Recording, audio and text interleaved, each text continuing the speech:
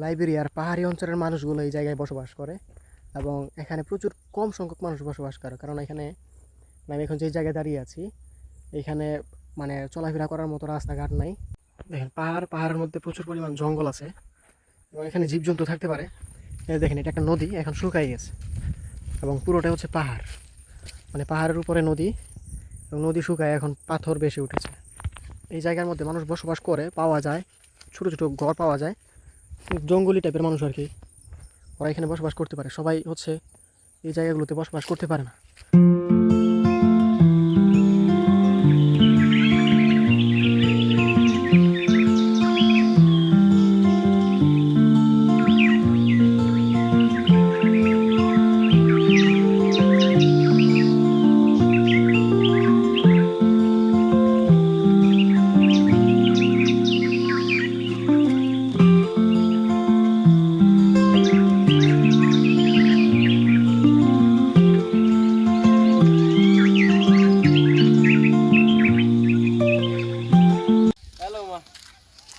Hi there.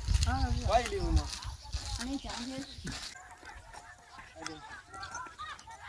You come for walk boy?